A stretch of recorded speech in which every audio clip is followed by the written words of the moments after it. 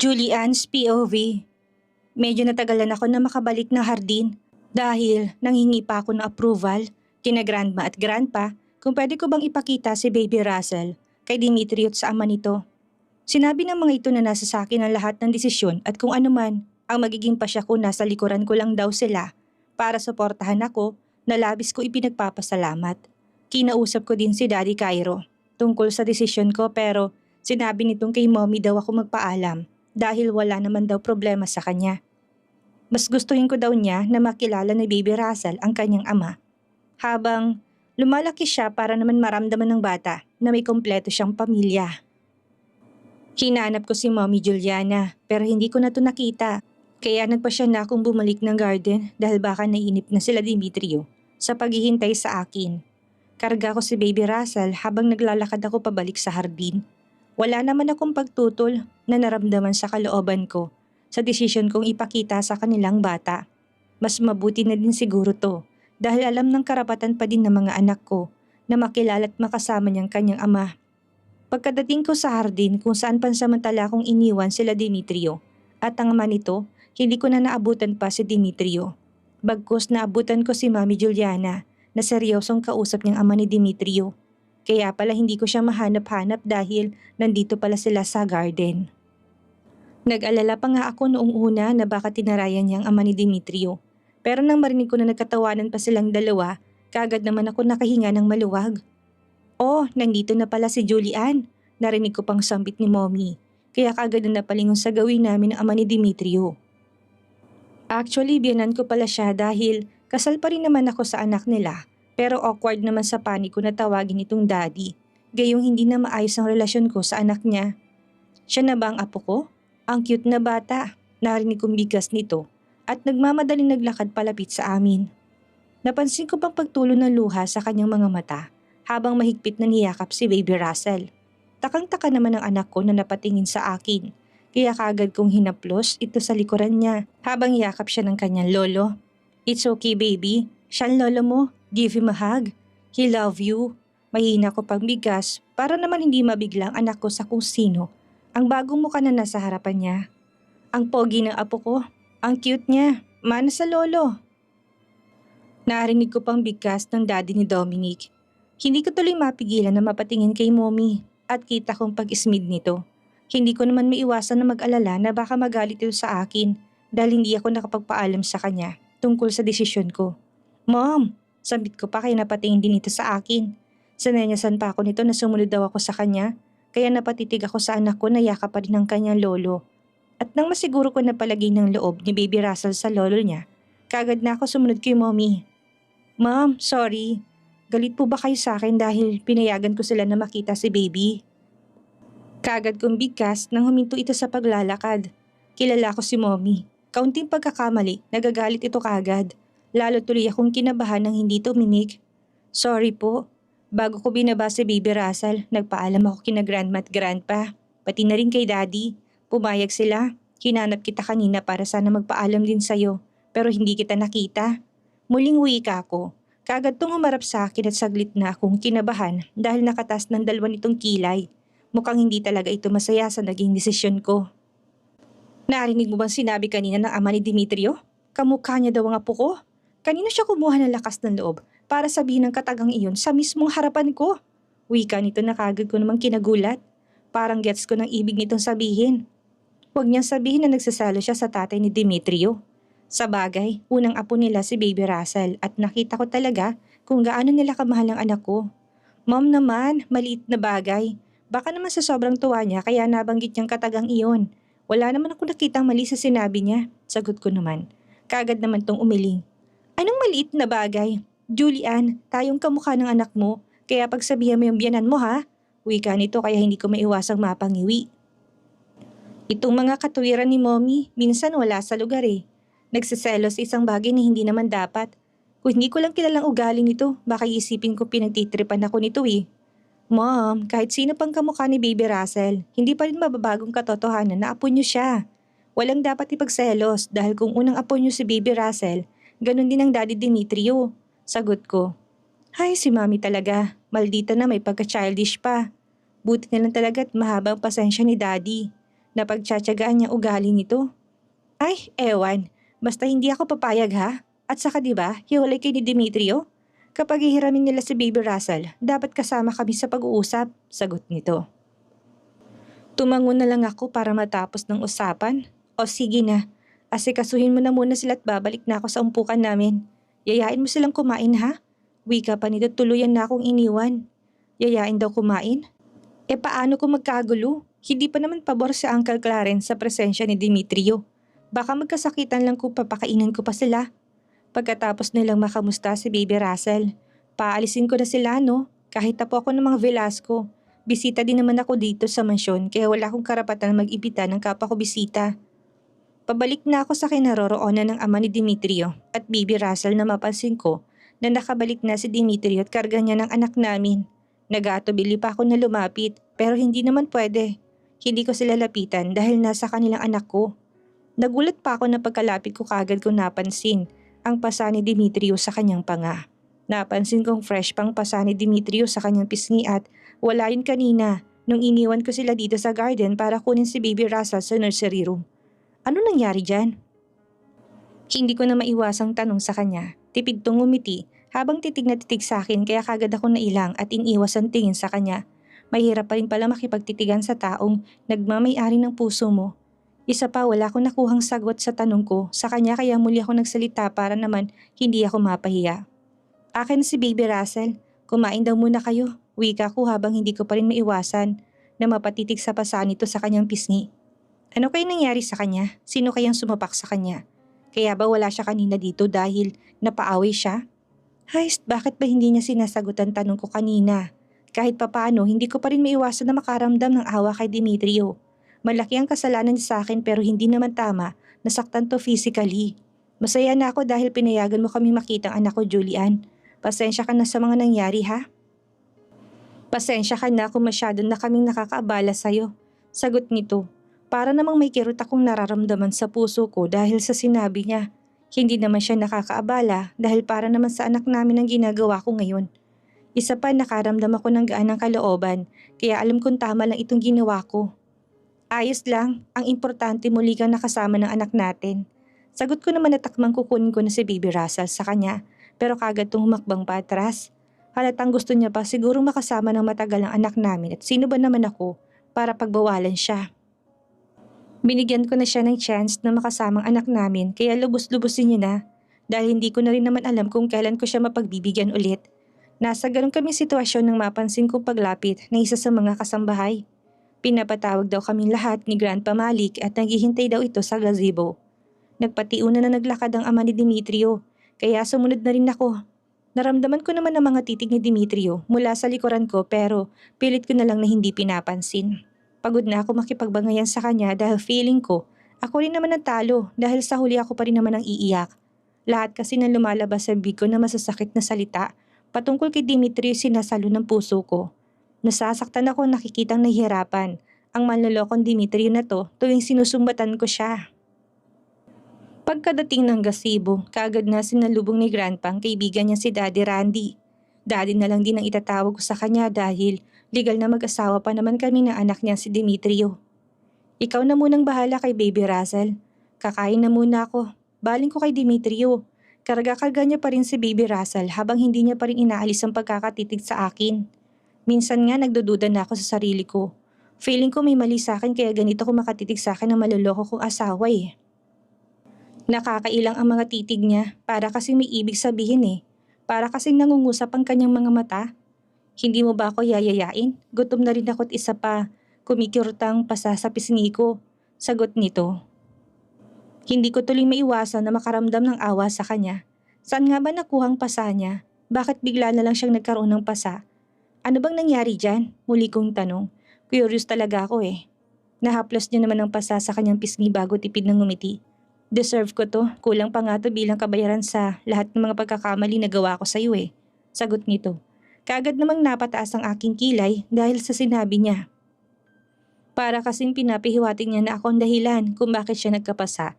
Gayong hindi ko naman alam kung sinong sumapak sa kanya. Deserve? Well kung sino man ang gumawa niyan sa'yo, baka may matinding galit dahil masama kang tao.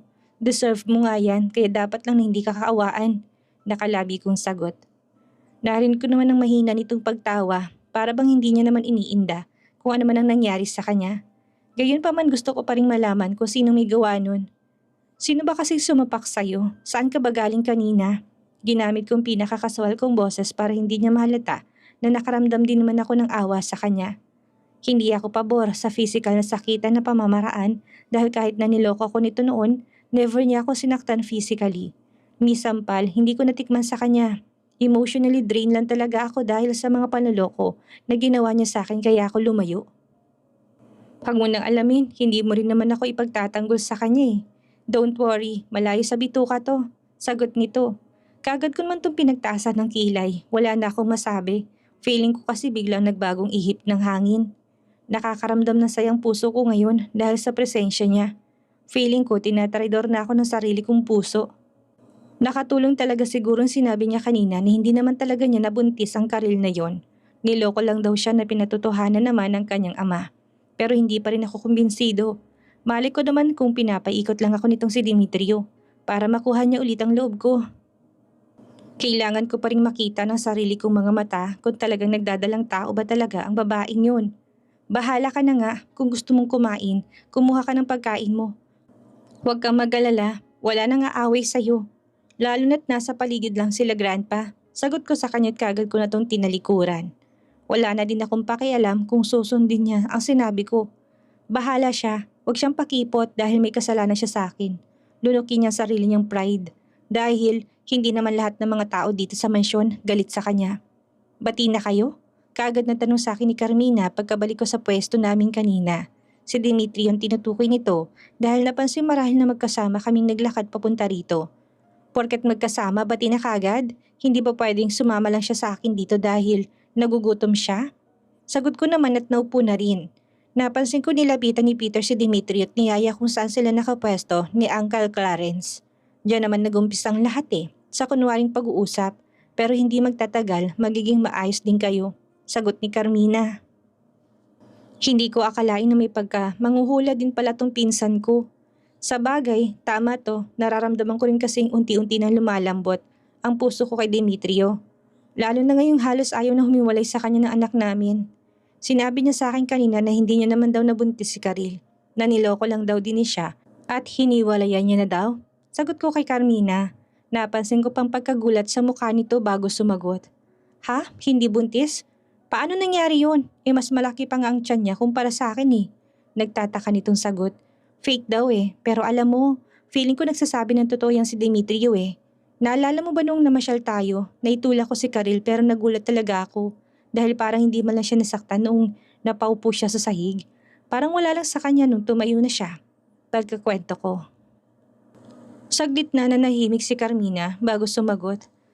Well, nagsasabi man si Demetrio ng totoo or hindi, ikaw pa rin naman ang legal wife niya at nasa yung lahat ng karapatan. Dapat naman talaga magbati na kayo at ikaw na mismo magpatalsik sa kabit niya Hindi pwedeng kabit ang palaging manaig, Julian. Dapat din nating ipaglaban ng ating mga karapatan as a legal wife. Sagot nito. Hindi ko naman maiwasang pagtaasan to ng kilay. Tayo nga ang legal wife, pero paano naman kung hindi tayo mahal? Paano kung mas mahal nila yung kabit nila? Manungkot kong sagot. At naniwala ka naman. Hindi nila tayo pakakasalan kung hindi nila tayo mahal. Ngayong alam mo nang nanloloko lang pala ang Karil na yon. Hanapin natin at kapag napatunayan natin na hindi buntis ang bruha na yon, dapat talaga makipagbati ka na kay Demetrio dahil kawawang anak niyo. Sagot nito. Wala sa sariling napatitig ako kay Demetrio at kita ko kung paano yumapos sa kanya si Baby Russell. Halata sa batang saya habang nasa bisig ito ng kanyang ama. Naisip ko din naman yan, pero hindi mawawala sa akin ang matakot, lalo na kapag maisip ko na baka lokohin niya ulit ako. Paano kung muli ako masaktan? Paano kung gawin niya ulit ang ginawa niya dati? Sagot ko naman. Seryoso naman akong tinitigan ni Carmina bago to nagsalita. Yan din ang tumatakbo sa isipan ko noong niloko din ako ni Peter. Ang pag-ibig ay parang sugal talaga, Julian. May nananalo, may natatalo. Kaya nga dapat marunong tayong lumaban Pupuntahan ka kaya ni Demetrio dito sa mansyon kung sakaling hindi ka niya mahal? Susuyuin ka kaya niya ng ganito kung sakaling wala siyang pagpapahalaga sa'yo? Magkakaroon kaya siya ng lakas na harapin ang lahat ng kamag-anak natin kung hindi siya seryoso? Sagot nito, natigilan naman ako. Ilang beses ko nang tinaboy si Demetrio pero pilit pa rin siyang lumalapit sa akin. Napapansin ko naman sa mga mata niya ang senseridad tuwing humihingi siya ng tawad sa akin. Talagang sarado lang ang isipan ko sa tuwing nagkakausap kami. Siguro dahil sa trauma na nararanasan ko sa kanya, kaya natatakot na ulit ako magtiwala. Pero tama naman si Carmina, ano man ang magiging desisyon ko. Dapat kong isaalang-alang palaging kapakanan ni Baby Russell. Hindi talaga pwede na palagi ako makipagbangayan kay Demetrio. Baka maapektuhan pa ang paglaki na anak namin. Mabait naman si Demetrio eh. Napansin mo bang pasa sa mukha niya? Si Uncle Clarence ang may gawa niyan pero tingnan mo naman, para namang hindi siya nagtanim ng sama ng loob kay Uncle. Muling wika ni Carmina. Muli na naman ako napasulyap kay Demetrio na noon ay seryosong kausap si Uncle, pati na din si Peter. Si Uncle ang may gawa sa pasa ni Demetrio sa pisngi. Wala sa sarili kong tanong. Ang taong nagsisisi hindi basta magpapasapak yan kapag hindi talaga malinis ang intensyon niya sa taong kanyang sinusuyo. Tignan mo nga oh, parang gusto nilang lasingin si Demetrio. Panay tagay ni Uncle ng alak at panay naman inom ng tanga mong asawa. Sagot ni Carmina, napatayo tuloy ako nang wala sa oras at mabilis na naglakad, patungo sa tatlong magkakaibigan. Julian, mabuti naman at lumapit ka din. Kunin mo muna si Baby Russell dahil may importante kaming pag-uusapan. Kaagad na wika ni Uncle na magkalapit ako. Sumimangot naman ako at pigil kong inis na tinitigan ko siya. Uncle naman, hindi pa kumakain si Demetrio eh. Bakit parang gusto mo siyang lasingin? Tanong ko. Naramdaman ko pang paghawak ni Demetrio sa kamay ko, pero kaagad akong pumiksi. Maraming mga matang nakatingin sa amin at baka kung ano pang isipin nila. This is what we call celebration. Balik ang pagkakaibigan namin kaya dapat lang talaga may inuman na magaganap. Sige na, kunin mo na sa kanya si Baby Russell. Ibalik mo sa nursery room dahil inaantok na. Wika ni Uncle. Pigil ko sarili ko na irapan ito. Wala akong choice eh. Uncle ko siya at mataas ang respeto ko sa kanya. Dinidisiplina niya lang siguro si Demetrio, kaya gusto niyang painumin ng alak. Hindi niya naman siguro lalasingin. Kinuha ko na nga si Baby Russell sa bisig ni Demetrio na noon ay ayaw pa nga sanang sumama sa akin. Mabuti na lang at naniwalang bata nung sinabi ko na kukuha lang kami ng laruan at babalik din kaagad sa ama niya. Kung hindi, wala talagang choice si Demetrio kung hindi ang makipagbanding sa mga kaibigan niya habang karga-kargang anak namin. Sinamahan ko na muna si Baby Russell dito sa nursery room hanggang sa makatulog. Pabor naman din sa akin ang dalhin siya dito para naman makapagpahinga na rin muna ako kahit konti lang dahil malawak naman ang nursery room at may dalawang malaking kama. Magkatabi kaming nahiga ni Baby Russell. Hindi ko na malaya na napadlip na pala ako at nagising na lang ako sa mahinang yugyug sa balikat ko. Julian, gising! Ano ka bang bata ka? Bakit mo tinalugan ng pinsan mo? Narinig kong bigkas na kung sino sa akin. Pagmulat ko ng aking matang, mukha ni Mommy ang kagad na sumalubong sa akin. Mom, bakit po? Inaantok pa ako eh. Wala sa sarili kong sambit. Sa totoo lang, antok na antok pa talaga ako at parang gusto kong matulog na lang muna. Ano ka bang bata ka? Kailangan mong bumaba. Lasing na si Demetrio. Sagot nito. Napakusot pa ako sa aking mga mata at muling napatitig kay Mommy. Lasing? Bakit po siya nalasing? Kahit may pag-aaring bar ang taong yun, hindi naman siya masyadong umiinom ah. Sagot ko naman. Pinilit kong magpakakasuhal sa harap ni Mommy kahit nantutoy kumakabugna sa kabandibdib ko sa sobrang pag-aalala. Ano bang gustong palabasin ng Demetrio na yon? Bakit siya naglasing? Heist, eto na nga bang sinasabi ko eh. Nakapagpahinga na nga ako. Konsumisyon naman ang sumalubong sa akin pagkagising ko. Wala akong choice kung hindi ang bumangon na dahil bigla din namang nawalang antok ko. Pasimple ko pang sinulyapan ng orasan at nagulat pa ako dahil halos alas 5 na pala ng hapon. Bakang ibang mga titos at titas ko nagsiuwian na eh. Heist, puntahan mo na muna si Demetrio. Ako na munang bahala kay Baby Russell. Muling wika ni Mommy. Natigilan naman ako at sinulyapan ang baby crib kung saan natutulog kanina si Baby Morgan. Pero wala na to. Nasaan po si Baby Morgan, Mi? Pag-iiba ko sa usapan namin. Ayaw kong puntahan si Demetrio. Bahala siya. Ang lakas na loob niyang maglasing tapos sa asa siya na asikasuhin ko siya. No way. Kinuha ni Carson. Nauna na siyang umuwi ng bahay kasama ang girlfriend niya. Sagot nito. Nagulat naman ako. Kailan pa nagkaroon ng girlfriend ng kapatid kong yon? Pumapag-ibig na din palang mo kung na hindi man lang nagbabanggit sa akin. Girlfriend? May girlfriend na si Carson, Mi? Nagtataka kong tanong. Kagad naman tumango.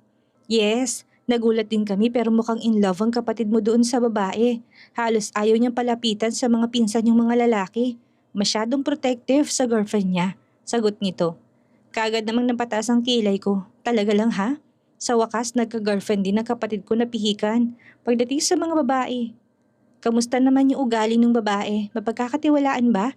Baka naman pangit ang ugali ha. Hindi talaga kami magkakasundo. Sagot ko naman.